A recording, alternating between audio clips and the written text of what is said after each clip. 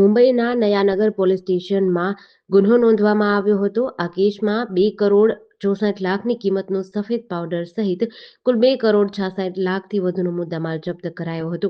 આ ગંભીર ગુનામાં સંડોવાયેલા આરોપી મોહમ્મદ વસીમ યુસુફ શેખ પોલીસની ધરપકડથી બચવા માટે નાસ્તો કરતો હતો. ગાંધીનગર રેન્જ આઈજી વિરેન્દ્રસિંહ યાદવ અને મહેસાણા પોલીસ અધિક્ષક હિમાંશુ સોલંકીની સૂચના મુજબ સ્થાનિક સ્વરાજ્યની ચૂંટણીની ફરજમાં રહેલા ઉનાવા પોલીસ સ્ટાફની ખાનગી રાહે બાતમી મળી હતી, જે મુજબ આરોપી ઉનાવાની ડિસેન્ટ હોટલમાં રોકાયેલ છે. જેવી ચોક્કસ હકીકત મળતા જ પોલીસ સબ ઇન્સ્પેક્ટર એસવી પઢારિયાના માર્ગદર્શન હેઠળ ટીમે હોટલ પર દરોડો પાડી આરોપીને દબોચી લીધો હતો.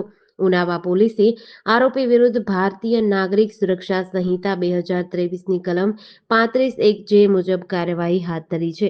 આ ધરપકડ અંગે મહારાષ્ટ્રની નયાનગર પોલીસને જાણ કરવામાં આવી છે અને આગળની તપાસ માટે તેને મુંબઈ પોલીસને સોંપવાની તજવીજ હાથ ધરી છે. જેડીસી ન્યૂઝ સાથે ભાવિન ભાવસાર, મહેસાણા.